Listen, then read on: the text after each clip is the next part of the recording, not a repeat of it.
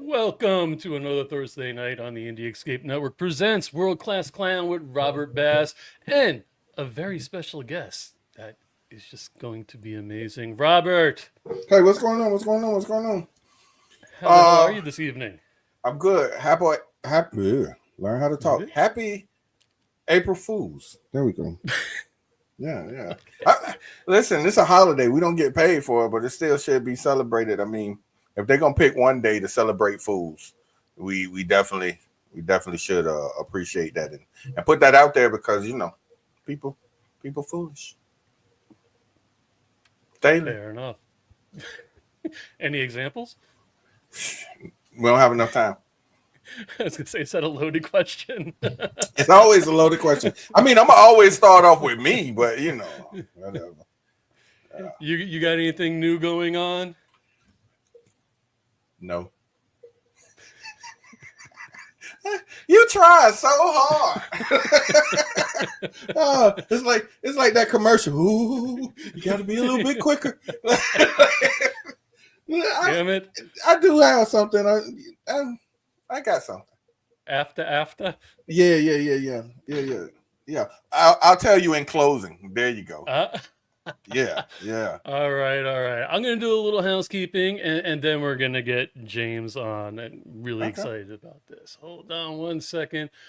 I don't always have my ducks in a row. Ladies and gentlemen, if it's your first time tuning in, please go to our socials, give us a like and follow. It doesn't cost you a thing, only takes a couple of seconds, means the world to us. We greatly appreciate it. And if you've been tuning in on Sunday nights over the past year or so, we've had David Lee Madison's The End of the Night with co-host Scott Schiaffo, who was actually in Kevin Smith's Clerks.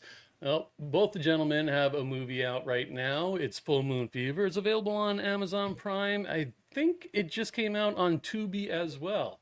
And if you've been following along, Harlow's Haunt 2, Terry Gerald, I've been affiliated with that for a couple of years now. Unfortunately, we stalled out at this point due to some medical reasons. I'm not going to say why. Yours? That'd be me. Mine. Yeah. I was getting ready to say, flatulence is very dangerous. Flatulence is, okay.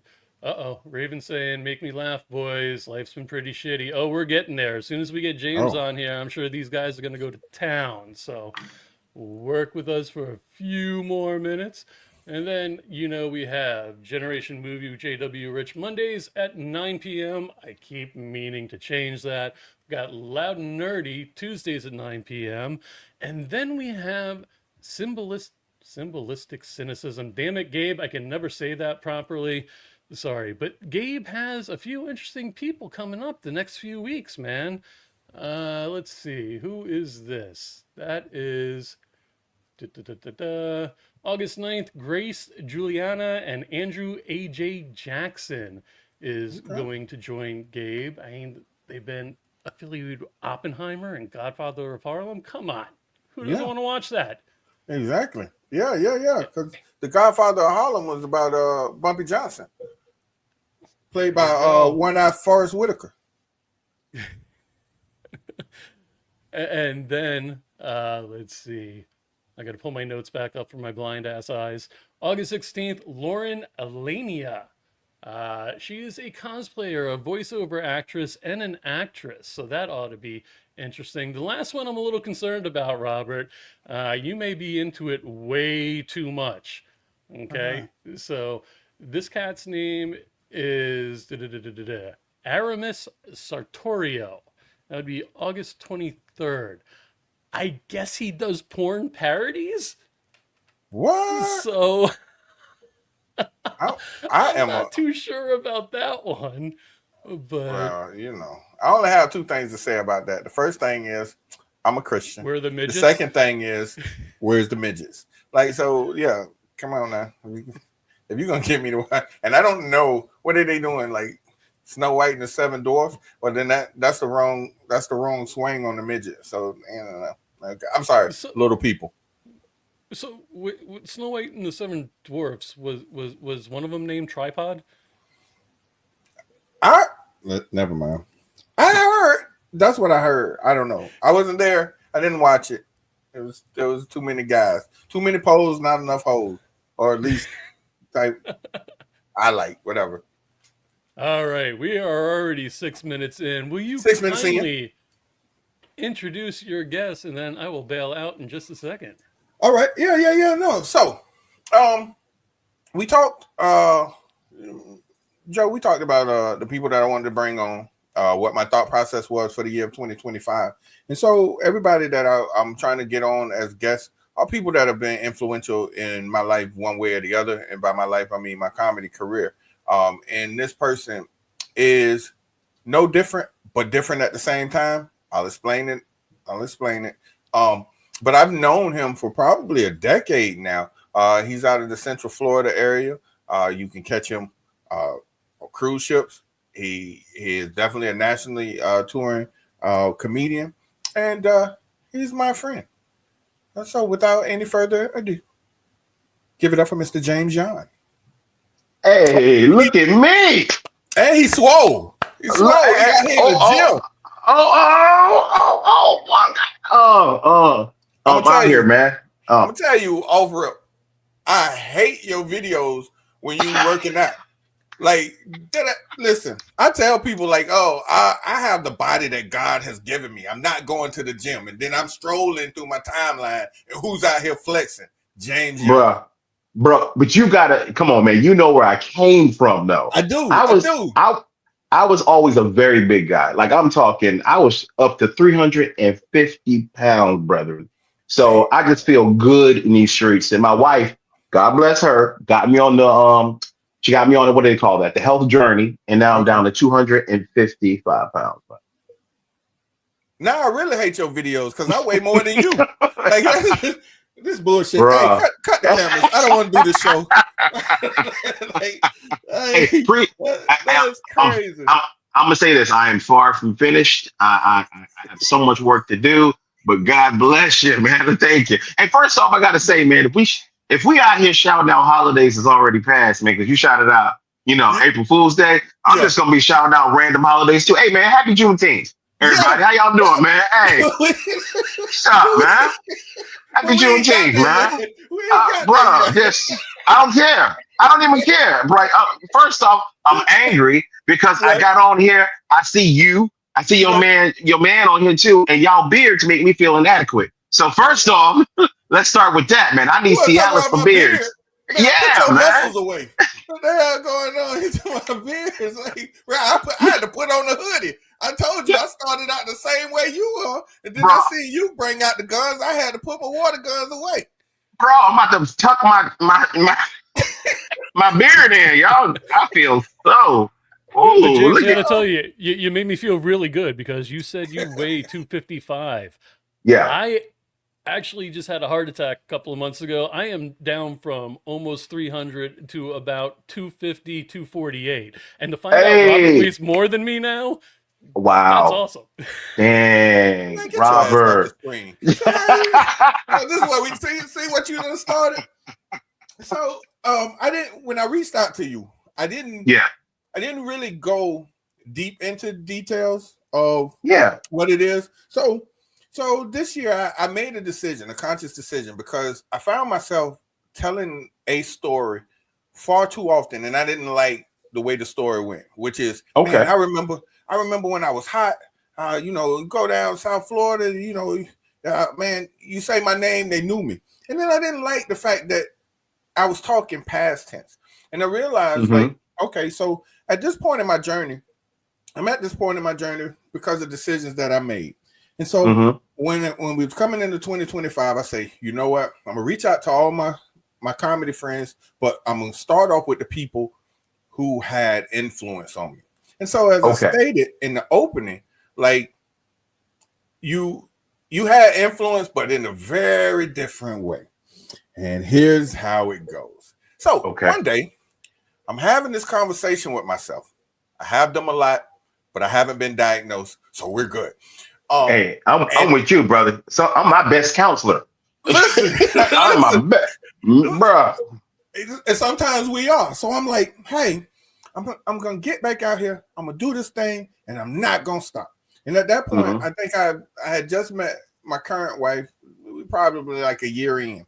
So I'm strolling through my timeline, and I see, late night with James Young, and I don't know if I had been drinking that day or if maybe I was over caffeinated, but what I was definitely overconfident. So I get on there, I reach out, I was like, hey man, what does it take to do your show? And you responded and you had me up and you had me to do the show. I think I responded with when you said, hey man, what do I do to get on your show? What did I say to you? I said, you just did it. Yeah, that is exactly what you said. That's it. I'm like, oh, so I'm amped. So then, the day comes, we ride up Central Florida, we do the show, and as we're leaving, you said, hey, I have some knowledge that I don't share with people, but I feel like if I give you this knowledge, you're gonna do the right thing with it. And what did I do? I shit the bed with it. So oftentimes, especially in the comedy world, we always say we just need that one person. If somebody gave me a break, man, I'm out of here. And then I'm sitting here as a living testament that sometimes you can get that person and you can shit the bed. So I do want to say, I do appreciate what you did, at that time. I think mentally, I wasn't where I thought I was. And I think that's the best way to say it. I don't think that I was where I thought I was. I was juggling a lot of things. And so, yes, sir. Yeah. And come on, let's be honest about this whole comedy thing. It all depends on the way you pursue it, on what you got going on in your life. Like, I've always wanted to do cruise ships. I know that's comedy faux pas for us to say that, because a lot of comedians have a really bad, what do you call it? The way they view cruise ship comics is they corny, they're hacky, they're not good. But I will tell you, it's hard as hell. It's harder than people think. So I've always wanted to be a cruise ship comic because I know so many of those guys and I respect them. But I couldn't do it until my kids got older. And I bring all that up to say this. When it comes to your own journey in comedy, man, you got to do things in the right time for your life. I can't be away from my kids for months at a time like I'm gone now if they were growing up, because I wanted to be a present father in my kids' life where my father wasn't in mine. So I had to wait to the right time. All my kids now are grown, 2 out of college, 2 about to graduate from college this year. I'm blessed. Yeah, man. And then you out here working out.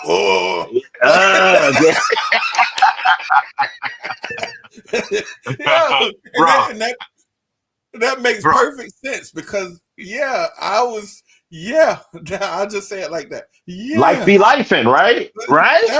Definitely. And then after that, because when I did the show, it was pre-COVID, so COVID hadn't even happened yet. And so then, kind of COVID gave me a little excuse, and I kind of just took it. And it happens. I mean, I remember that day we recorded. Here's why I remember that day, because I was just getting into understanding fashion. And I say that because I was buying suits because I was a late night talk show host.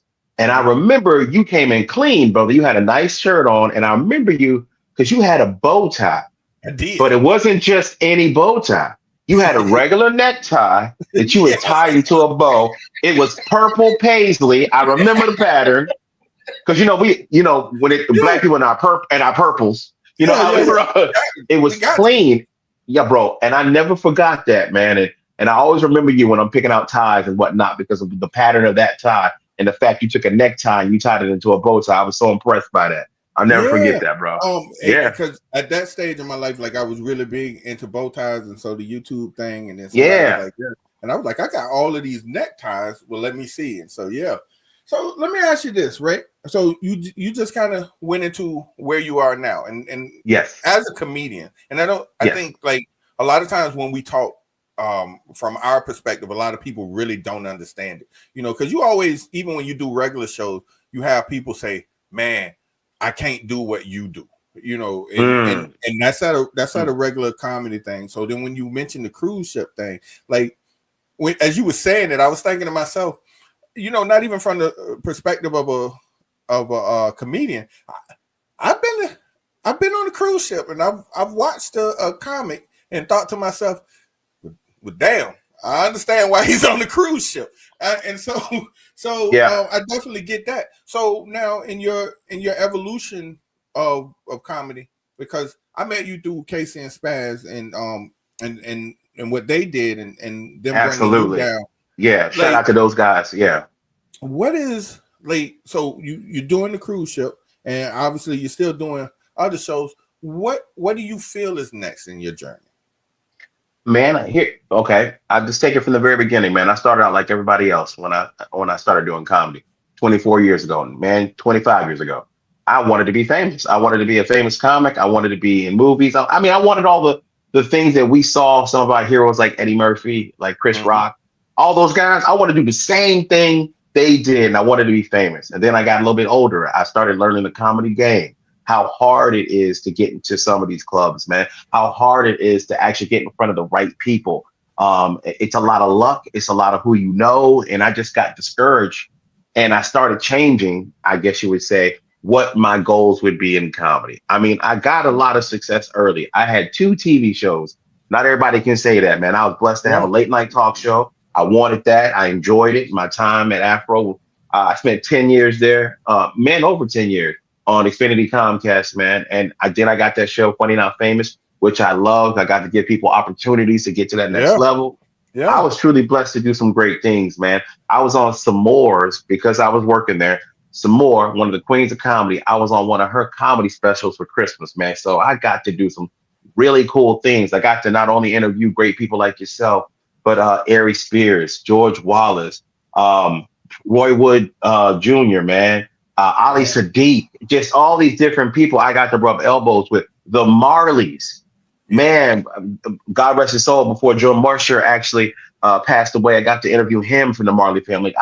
So many different things I got to experience, man. So I don't have any regrets, but now it's evolved. I'm not trying to be famous. All I'd like to do is make a good living, making people laugh, making them happy, and just being able to provide for my family. That's all I want. And I'm blessed. And I'm content with that because I'm about to be 49 next month, man. So that's where I'm at with my career. That's what's up. Because because it is a thing. Like most people don't understand it, and how it goes, and people feel like, well, man, you freaking hilarious. Why aren't you here? Or why aren't you there? Not understanding. And I think I did a post that another comedian had told me once when I did a show for them, and they had kind of put me on to, sometimes it's not the booker that you have to worry about. It's other comedians. And so when I said it, I think people took it from the standpoint like I was trying to say, other people was crapping, but that wasn't it. For me, it was more so the idea of like, hey, I'm glad that you think I'm funny, but sometimes these things are out of my head. Yeah, out of my hands, right? Yes. Yeah, especially if people see you and ask you that. I'll get that a lot from people. They'll ask me questions like, after they see me perform, why are you not on America's Got Talent? Why are you not on and you're like, ma'am, I mean, I would thank you for the compliment. I would love to do that. But the honest truth is you got to know somebody to get on that show. Like it's who you know, and it's so much luck involved. And we would love those opportunities, but it is like pulling teeth trying to get into those places, man, if you don't know the right people. So it's always you're always fighting in comedy if you're trying to make it anywhere, try to get some kind of traction going. You're always fighting to get to somewhere. I remember back in the day when I was first coming up 20 years ago, if you got on late night TV, if you got on like a Johnny Carson, got on Arsenio, if you got on Tonight Show, you made it. Like as a comedian, you were going to get booked every club around the country. That ain't it no more. I know we know a lot of guys personally that have been on late night and they're not household names yet. It doesn't move the needle in your career like it used to. nowadays, if you ain't got the social media following, Ah, you just ain't gonna get the work you want. I mean, honestly, unless you go to that club, you have them, you get in and you work consistently and keep working, and you're funny, but you don't have the following to put those asses in the seats, which is what it's all about. It's a definitely. business. It's It's a all comedy business. Yes, yeah, that's right. it's always a business, and that's the thing. Like I remember when I first started, that was kind of the thing, and so it was a lot of times it would be just situational comedy. Yeah, That yeah. hanging around talking to people, man, you funny, da, da, da, da. And then one of my family members will be like, well, he do comedy. Oh man, hey man, let me know when you doing the next show. And we'll be like, Yeah. okay, yeah. Then Okay. you send out the request. The first thing they ask, then this kind of show you if they coming or not coming. Well, how much is the tickets? There And you then, go. There then you you tell go. them how much the tickets, Hey, and then they be like, oh yeah. you Once know they what? say yeah more than 3 times, like, they're not coming. Hey, Yeah, man, I'm coming. if they say yeah, and it sounds like a '62 Buick, It's a you trap. ain't coming to my show. You ain't coming at all. And it would be the funniest thing. And I think, I know once upon a time, like it was kind of frustrating, Yeah. because you would know, okay, well, you get further down south, the Improv was doing the bringer shows. So, hey, I, can you it, bring, it, you and bring it, yeah, five people? explain that to people because they don't know what that means when you say So, bringer. so a bringer show means basically the venue is asking you to bring at a minimum whatever it is that they're asking. So for the Improv, I think at that time it was like 5 people. You had to bring 5 people to To get on get their time. stage. Yeah. Yeah.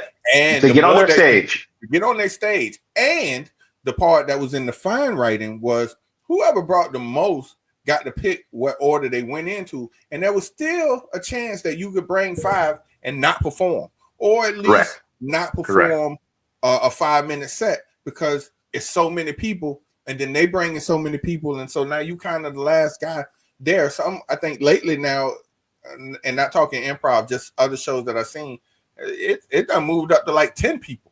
There's a Yeah. guy, I guess he started like a instant messenger chat, and that was kind of his thing. Hey, if you're in this area and you can bring 10 people, then it's like, yeah, I'm not in that area. How did I end up in this room? Like, Exactly right. Yeah. yeah, How did you find me and why you added me to this chat? Yeah, I got nothing to do yeah. with that. Yeah. And so, earlier on in your career, given the fact that you've been doing it 25 years, like, what helped you get over the moments that were frustrating? Because I can only imagine it had to be moments that were out of your control. Some things, yeah, absolutely. And some things are absolutely my fault. I was very lucky in the beginning of my career. I did well early on, which is not always a good thing because I thought I was more prepared for certain gigs that I actually wasn't. And let me talk about it. I did really well, man, and I got a what do you call it, a house MC job, meaning I was that MC for that particular venue for 5 years. I was a house MC. Wow. It was at Universal Studios at City Walk, man. Okay. Beautiful multi-million-dollar venue. I was there, and I was doing well as the host, and I got so good at comedy because we were doing shows on Thursday, Friday, Saturday, Sunday, and Monday every week. So for 5 days a week, I was on stage in front of a new audience. I was just jokes, learning my stage presence, how to hold the mic, how to use my voice, my intonation, my inflection, everything like that. I just became a good comedian because I was basically practicing baseball. If you want to Yeah. play baseball well, you play it every day, and that's what I was almost doing, man. Every day I was working out. I was at bat, so I got really good, and I thought I was too good at some point. I started doing shows I wasn't prepared for. Let me tell you about one. I got an opportunity, man. 2010. I'll never forget this. We have something in Orlando. It's called the Unity Awards. Remember that I said it's called Unity Unity. Awards. Unity. Yes. So the big headliner that night, DC Curry. I'm gonna work with DC Curry, bro. This is gonna be amazing for me. I thought. I thought it was gonna be amazing. Let me explain. It was an award show, a local award show for businesses in Orlando. Okay. And to give you the mood of what kind of show this was, one of the awards was Orlando's best bail bondsman. Dang. Yeah, yeah. So Okay. yeah. Yeah. So I was out of my element because I was doing a lot of what they call what do you call the rooms? Non-urban rooms is what I was doing. A lot of mainstream rooms. This one right here, how the cat said, this one right here, this one right here. It was hood as a mug. I say that, bro. I say that because when the best bail bondsman won, they had bottles in their hand. I believe Plies was playing when they got the award. They walked up, man. So it was no, not Plies. Not the radio edit Plies either. It was yeah. Bro, you can't shoot that. Bro, you can't shoot that in here. Like this is. Oh, it's so funny that you should mention that because I don't think people understand. Like, so I mentioned how I met you. So when I started doing comedy, I started doing it with Casey and Spaz.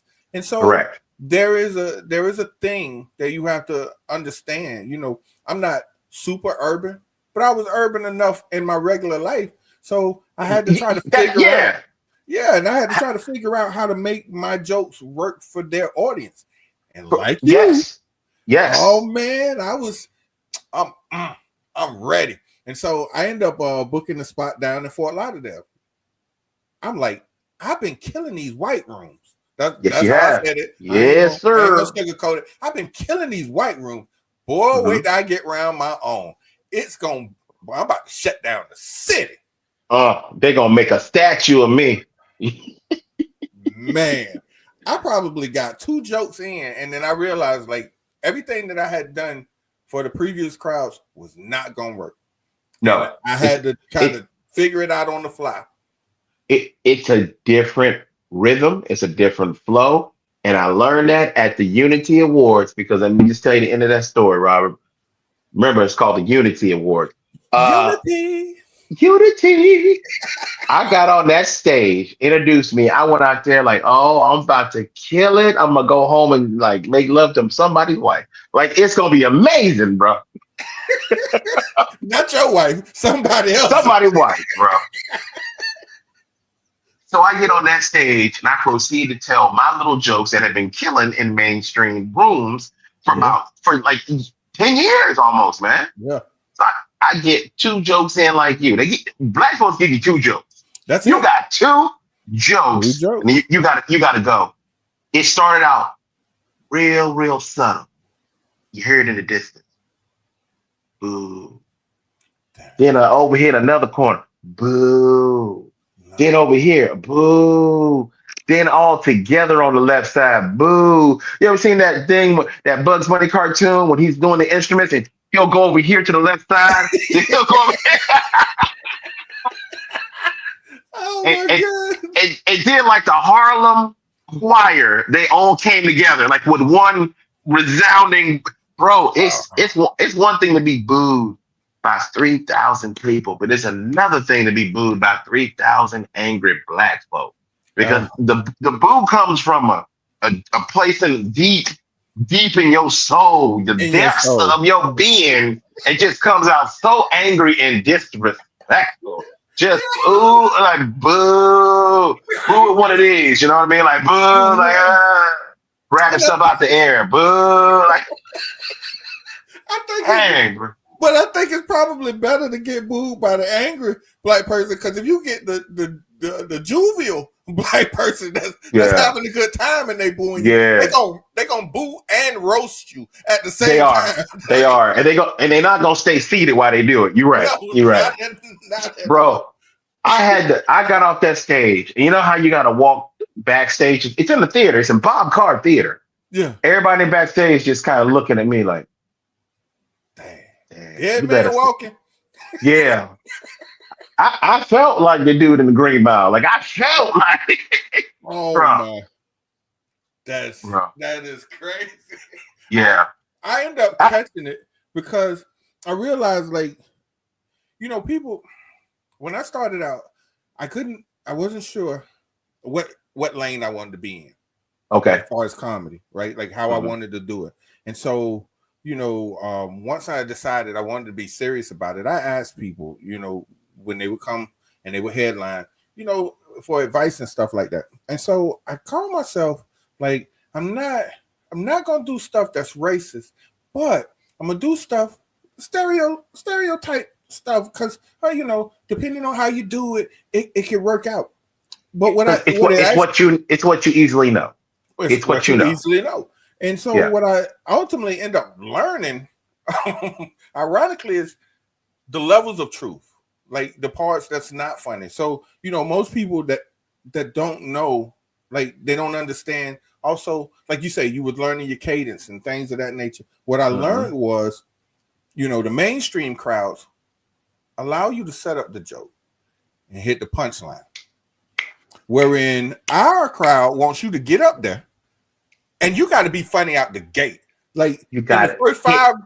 First five words, you better say something make me laugh. Correct. And if you can give me that first laugh, I'm gonna roll with you. We don't have our community don't have patience. Because we come from that mindset. I don't work hard. I don't pay good money for these tickets. What? I bought an outfit, my wife with me, and you better entertain us. We ain't here to play, man. We ain't got money to waste on you. Let's go. I ain't even want to be here. I ain't want to be here right now. I could have been at the club. You got these damn 2-drink minimum.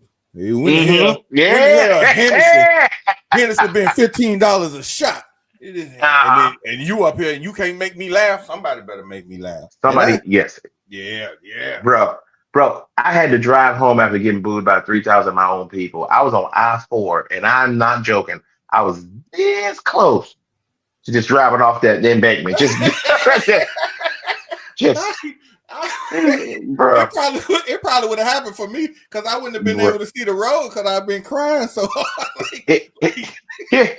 Here's how I know it was bad, Robert. Here's how I know it's bad. I called my beautiful wife. My wife been with her for 32 years. I called her. She New Yorican. She got a lot to say. My wife got something to say all the time. I told her what happened. What? New Yorican. Yeah. I called her and she just stayed silent for the whole ride home, 32 minutes as I'm on the phone with her. She's trying to talk me out off the ledge. Like, don't, baby, your kids need you. Don't you do it. Don't you do it. Don't you do it. Don't you do it. Bring that check home. Don't you do it. Yeah. It's crazy. It's crazy the things that we go through as comedians. Because a lot of inspiration is drawn from life. I know, like I always tell people, 85 to 90% of my jokes are real life events, and I only embellish about, 10 to 15%. And a lot of things happen that's crazy. So outside of this story, what's the craziest thing that happened to you and you were able to tell it on the stage and it came across well received? Glad you asked that, man. I have 4 children. I have 4 kids. Their ages are 24, 23, 22, 21. Bang, bang, bang. Us black knocking folks, them out of there. Bro. You were popping them out like play 4 numbers. Come on, man. Jeez, my wife. That's funny. My wife would have one. I'm like, hit me again, like we playing blackjack. Like, bro, you know us, man. We got rhythm in everything we do. It came right out. But here's the story I tell people. It's such a funny story because it's so true, and God has a sense of humor. Well, because we had 3 kids 3 years in a row. We decided, me and my wife, I was going to get a vasectomy. Here's why. We were very young. We were broke. We had no money. So we decided get a vasectomy after the 3rd kid. Now, Robert, I say we decided because I was in the room when she said, you're going to get a goddamn vasectomy, right? Right. That's how that worked. So I go get a vasectomy, do all the stuff that comes along with it. It's outpatient surgery. You are awake the entire time. He has to give you 6 injections, like three in each side. Like Bernie gets 3, Ernie gets 3. Like Bert and Ernie you get 6 shots, bro. And the crazy part about a vasectomy is it only takes 30 minutes. 30 minutes, that's it. The same time it takes you to get a pizza delivered to your house, Robert. That's all it takes. Yeah, that's it. So after he's done, he got to close you up. And I don't know if you know this, but the way they close you up after vasectomy, dude, they got to cauterize the incision. So you smell your nuts burning. Bro, I'm 300 pounds. It smells like bacon. Yeah, man. Bro, the whole operating room smelled like the Waffle House for 5 minutes for no reason, bro. What the fuck? I'm sorry. Don't be. Don't be. So you getting your nuts clipped. You like, who in here cooking? Yeah. Hey. I looked at the doctor. Hey, make mine smothered and covered. Like, but wait now. I'm not the smartest man in the world. But go ahead. Said, go ahead. 3 kids. Mm-hmm. Then we decided to get a vasectomy. Mm-hmm. Yes, sir. You said I got 4 kids. Now listen. Hey, Robert, even if you went to, like me, even if you went to school in Florida, that math don't add up. No, it don't. Hey, even if you carried a 1, that? Nah. Nah, bro. So here's the funny part. Somebody has to drive you home. So my wife was there. She was my recovery nurse. My wife did a great job, Robert. She got me in that car.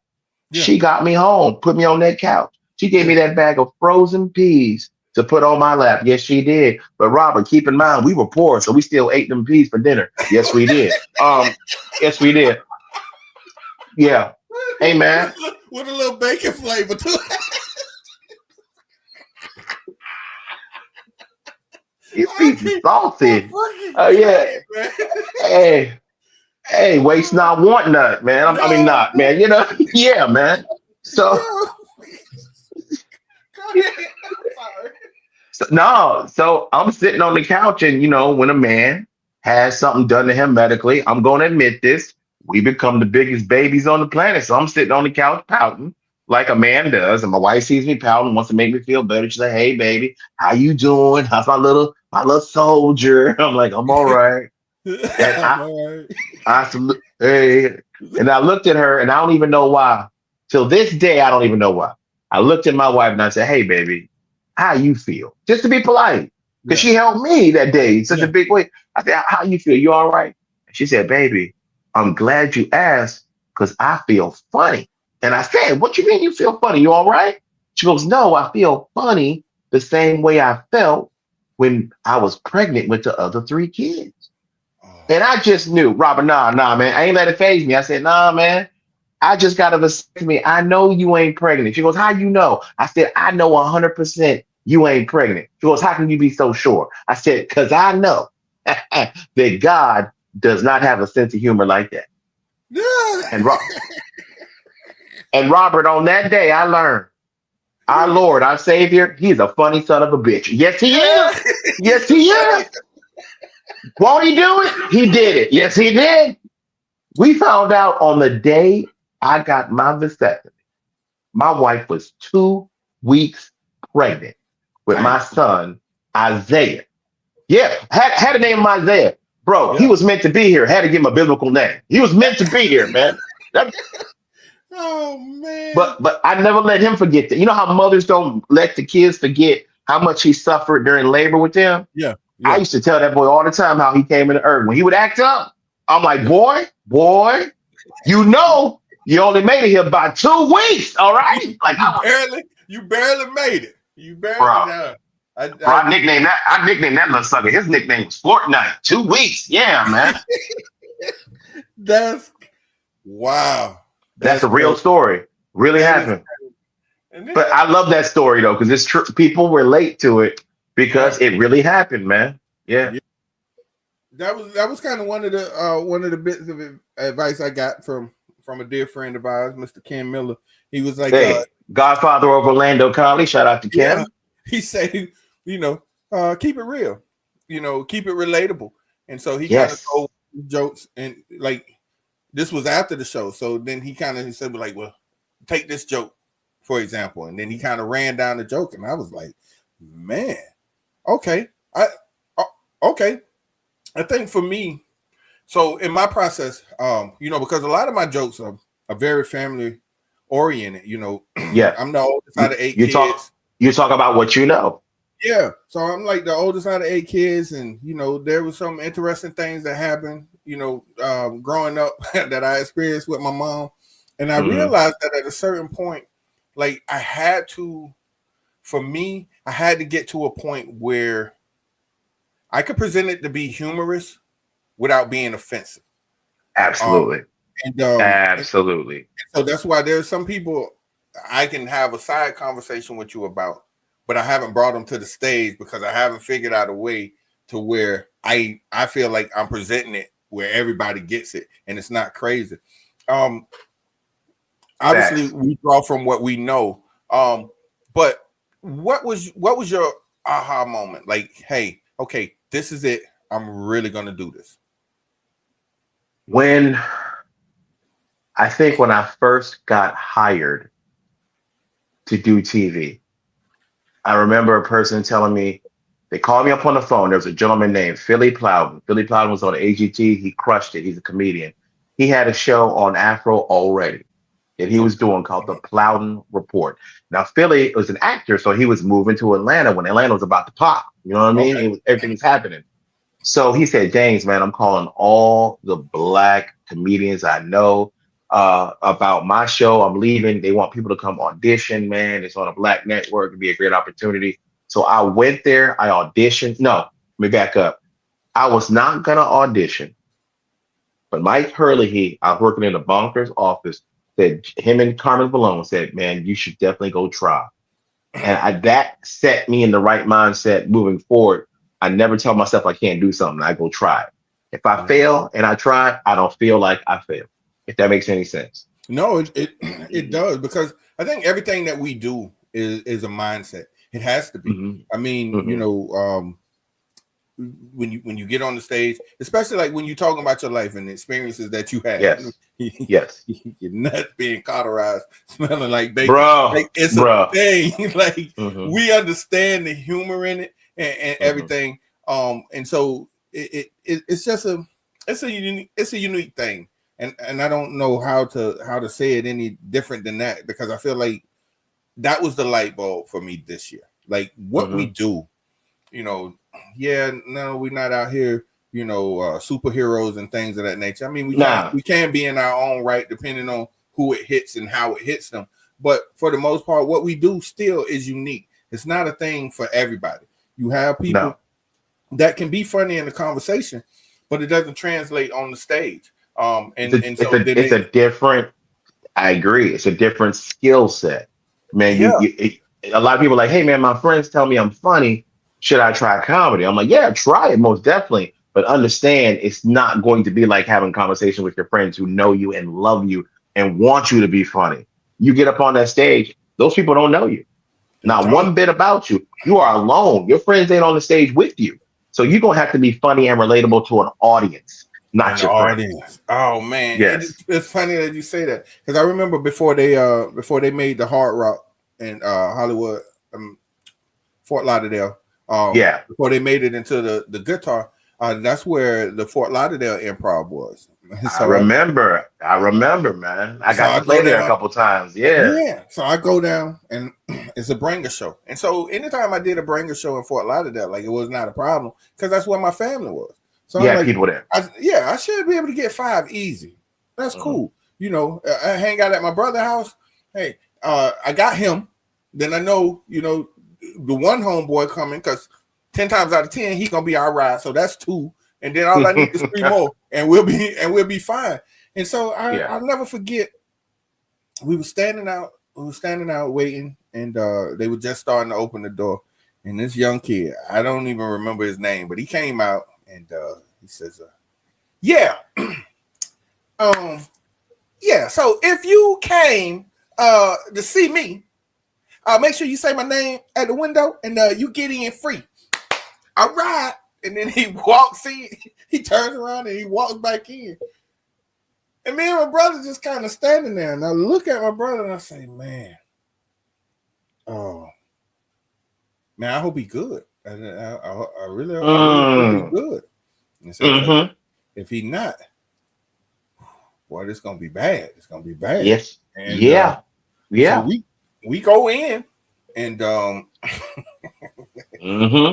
when they introduce him, they're like, yeah, you know, not only is he gracing the stage tonight, but he got all his family here. Apparently, it's the family reunion and blah blah. Oh blah. No! He brought the family reunion. Oh man, they call him up. First thing before he ever opened his mouth, I say this is gonna go bad. Yeah, this man had done took off his shirt. He done came up on the stage in a white beater, and no. It went horrible. And I think even in situations where I wasn't affected personally, I learned, like you watch other people and how other people do it. I used to smoke cigarettes. And so I always thought that it was cool before the show. You outside, you smoke a cigarette, especially, when it got to the point where you couldn't smoke inside of a venue that was serving food. You outside, I'm chopping it up with them, and then you go in, and it's like, man, my material normally kills. What the hell happened? And then I start to sit inside and start to watch like, oh. There is a science to watching the demographic of your audience walking in. You get to know what they're laughing at. You get to know what's working. So yeah, absolutely. I give you that, man. I love to watch the audience walk in. I just love to see who's coming. So I can be like, I know what they gonna like. Ooh, yeah, I know to stay away from that. Yeah. Yeah. So we got your worst. Yes. Or at least I hope that's your worst. Yeah. Getting moved by 3,000 black folks. Yeah, don't get no worse than that, bro. No. What would you say was up to this date your best moment in comedy? And I want to be specific. Comedy. Okay. Because a lot of times, because we talk about our life, sometimes people try to incorporate that in the question. No, I'm just talking strictly comedy. In comedy, I'm gonna say it was last year, my friend, and it solidified some things for me. Because I was wondering it, because I'm going in a new direction. I'm not doing a lot of clubs right now. I'm doing mostly cruises, and I'm not doing like a carnival party ship. I'm doing Norwegian, and I'm doing Holland America. Older people, older white demographic. Yeah. So it's kind of weird. Growing up in Florida prepared me to do those ships, because in Florida, all we have is a lot of retired white people. Like our biggest employer in Florida is Social Security. Like if you want to think about it, bro. Really, definitely. So I was doing a show last year, because man, shout out to my people I work for, man. His name is Russ. I'm gonna just say that, Russ. He's my agent that gets me on cruise ships, and he also books me for 55. Don't write that down. It's spelled Russ. It's spelled David. Wait a minute. I thought you was a DEI.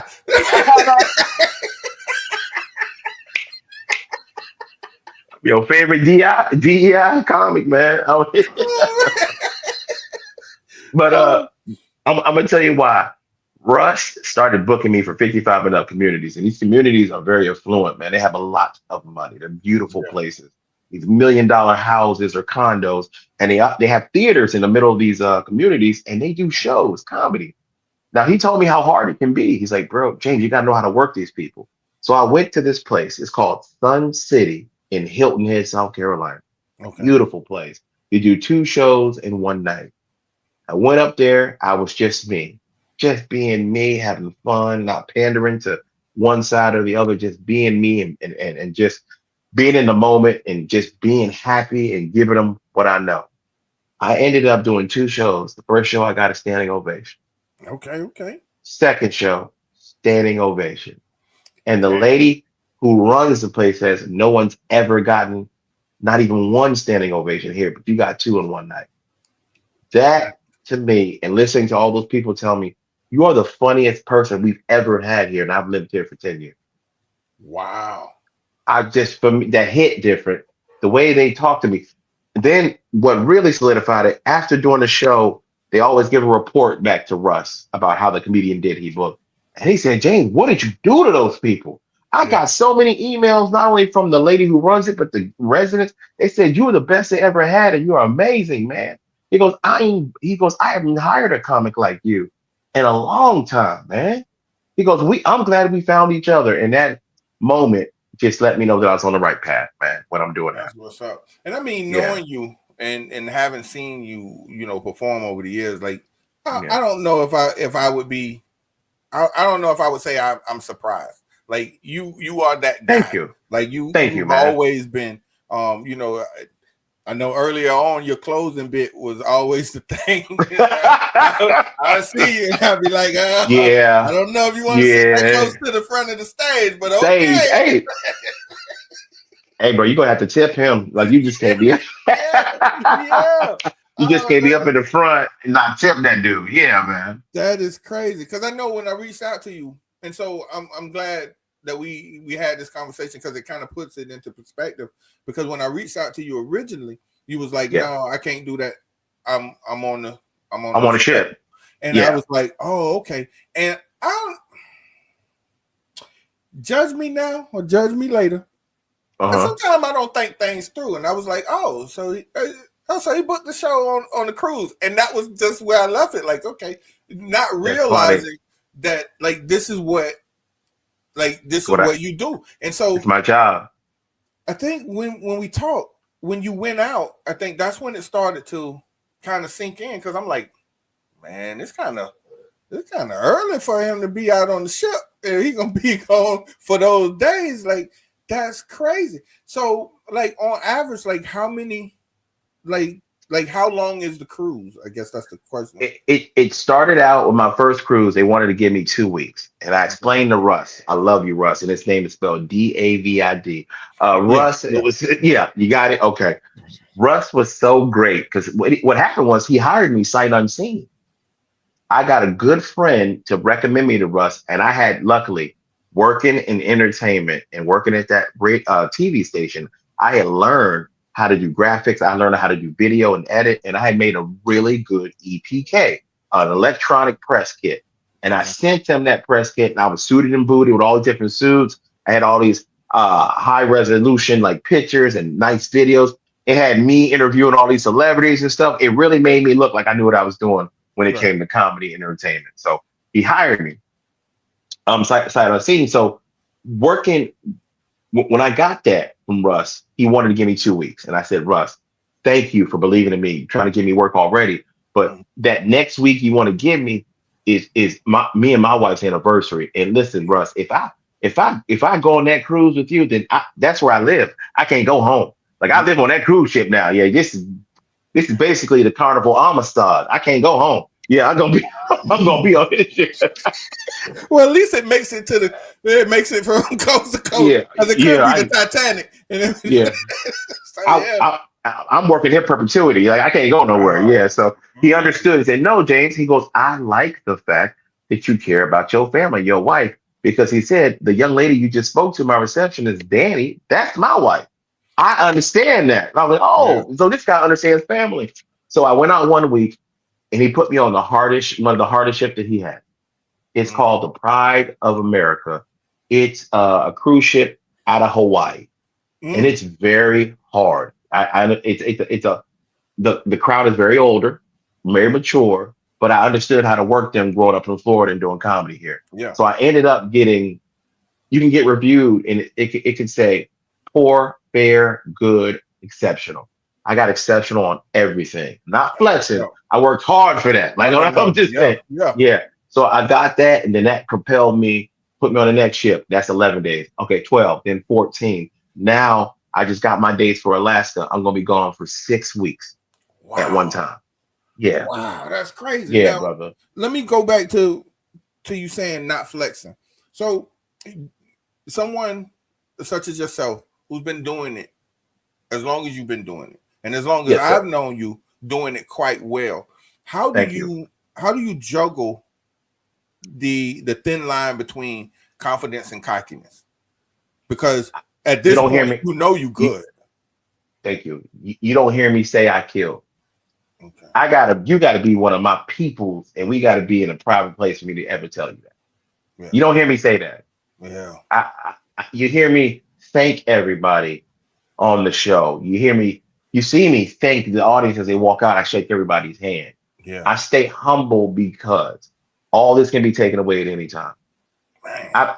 I've done great things. I've gotten to get to certain levels that people are still striving to get to, but it can be taken away at any time. So you never seen James acting cocky or talking out of pocket. That ain't me. Yeah. That ain't how I'm built. No, no, Definitely, man. definitely. And that was kind of one of the reasons why I asked the question, because as someone that is in a position and has Mm-hmm. done things that I strive to do, and yeah, I've already thrown myself under the bus about that. But I've never seen you be that person. Even No. like you say, after the show, you standing, you shaking hands, kissing babies, Yes, sir. Yes, sir. taking Yes, pictures, sir. and things of that nature. So it's a thing, because sometimes you do find it. Even going back to the Fort Lauderdale story, with this guy, and I don't think I've ever seen him again. Yeah. After that show, Yeah. but Yeah. it's that thing, and I've always tried to approach it in a way that, in my mind, I trust the material, Mm-hmm. and I hope that in observing the crowd before I get to perform, that it's okay. Well, this joke might not work, but I could still stitch from this joke to this joke, and so forth and Mm-hmm. so on. And then I just kind of be off to myself. And I've had situations where people have come up and they be like, "Man, you were very unassuming." And most of the time they don't realize, like, I'm in my head, I'm overthinking it. I'm okay, but That's then what we do as comedians. Yeah, yeah, absolutely. and That's what we then do. get off the stage and be like, "Oh shit, I forgot this joke." Yeah, damn it. Yep. And So you sitting there worrying so much, and you get on stage, it's muscle memory. You do well. You know what you're doing. Be yeah, like, man, I forgot that one joke, man. I didn't have yeah, time. Yeah. yeah. So we know that you're doing cruises. You just indicated that you're going Alaskan cruise. I'm, I'm I'm gonna tell blessed. you. That's on my bucket list, man. I'm gonna tell you something that's maybe it's gonna make me sound super black, or it's gonna take my black card. But Alaskan Alaskan cruise, like is you gonna be anywhere around? What is it? Is it Rome, Alaska, or something like wherever all the UFOs be? Like you're not really worried. I'm Nah, because just you know what? wondering, Yeah, because I don't know. I'm not gonna get off the ship. Like, some of y'all go explore. We don't explore. No, Yeah. we stay on the ship. Okay. Okay. Yeah, yeah, I just figured I figured I would ask, because yeah. me, I'm not doing none of them. Like, hey James, you want to go like whale watching on the boat, like on the little boat? Nah, we're not doing none of that, brother. No, I'm gonna stay right on the big boat where I can see everything. Yeah. yeah, because hold up one second, Joe. Because I know I've ate enough Alaskan crab legs that if I go overboard, they ancestors, and then they're gonna, and I don't want no parts of that. I want no parts of that. I just Oh, and they're gonna be rude about it too. If you go over, yeah, they're gonna be man. like, "Oh, look at this! Oh, Look!" They're gonna be racist. They're gonna have MAGA hats on. you know Look what at I'm this. saying? And then you got to worry about the black mermaids. They seaside and all of that stuff. Yes, it's gonna be bad. It's gonna be bad. It's gonna be See, bad. sorry. Yeah. Oh man, Joe, what's going on? I saw you peep in. Oh I man. mean, the Aurora Borealis, Yeah, I don't know. But spell it. aliens apparently don't take over ships, so No, interesting. no, no. How do That's we they know? got. They might Hey, have did this hey, two hey. thing. Because they got their own ship. That's why I know that they got their own. Yeah, they That's don't true. want mine. That's true. Yeah, And there you go. given the fact that I have been transitioning into my caucasity, I do know that we Mm, now believe that outer mm. space is under the ocean. So that's where I, the ship's I've at. So I've read that. Our community has a very healthy fear of the ocean. We respect the ocean more than my white brothers and sisters do. I will Yeah, say that. they don't care. I seen the picture They, the day of Joe when he was younger surfing. I was like, first off, damn, he got fat. And then the second thing was like, see, they just get out there and just do anything. No, I tell they people, do. They I do. don't mess with deep water. And they're like, wow, you can't swim? No, bitch, I can swim. I can That's the right swim, but I can't outswim. No. That's what it is, bro. I can swim, but I can't outswim people who already live there. You know, creatures, that's their living room. No, I don't do that. I don't go to nobody's house without wiping my feet. I don't do that. Come on now. Yeah. What's up, Joe? Well, it's the end of the show. I mean, oh, man. we always want them we coming did it? back for more, right? Oh man. Bro, first off, James, thank how the y'all hell for did you having spend me. an hour with this cat, man? I have no idea. I love this dude, man. We go back. We go back like Cadillac seats, man. Listen, it is a thing. I think even in the shortcomings that I've had, I've met people, and like I said in the beginning, that this is me painting my picture as well as trying to give the roses to the people that came before me, people who had positive influence on me, and people that I can still continue to look up to as what it is that they doing in the thing that we love to do. Mm-hmm. And so, man, this is I feel honored and blessed that you agreed to come on, and I cannot tell you how much I appreciate it. I feel the same. I feel the same way about you asking me to come on, man. Thank you. I feel honored and privileged. Thank you so much. Thank you. And since I'm the producer, Robert has a hard time closing out shows. So I got one way to close out. So well, no, go ahead. Sure. So the world is very small, James. And so with the world being small, I met this guy. I'm gonna give you the short condensed version. I met this guy in Atlanta. We stayed in touch. We were friends, and then like a few years back, he kind of blew up with a viral video. And I know you know him because you interviewed him. A young fella by the name of DJ Pryor. Yeah. Yes, sir. So he's been my guy. Kind of talked me through a couple things. And he was my one. Hey, when it happens for me, bro, I'm gonna remember you. So we've been communicating, and so the world will be glad to know that on the 12th and the 13th of April this month, meaning next weekend, I will be in Clarksville, Tennessee at the Joker Comedy Club. So that's my big announcement. James, tell them where they can find you outside of cruise ships. You can find me at your local buffet. I'm joking, man. I'm so stupid. Thank you again for having me on, man. You guys can actually follow me on two places, Instagram and Facebook. Same actual account, James Young Comedian. Please follow me. I need more friends in my life. I need more subscribers. I need more people to follow me. That's how we get more work as comedians, man. Appreciate y'all so much. Even on TikTok, catch me at James Young Comedian. Thank y'all. Thank y'all so much. Thank you. James, do me a favor, stick around for about 2 or 3 minutes in the green room. Yes, sir. We're going to wrap this up. Robert, any more for James before? Let me change my condom real quick. Go ahead. No.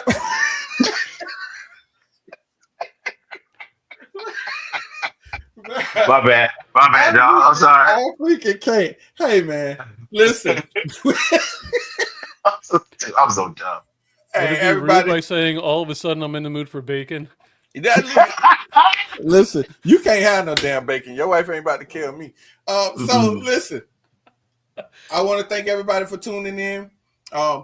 James Young gave you his information. Please go follow him on his socials if you haven't already.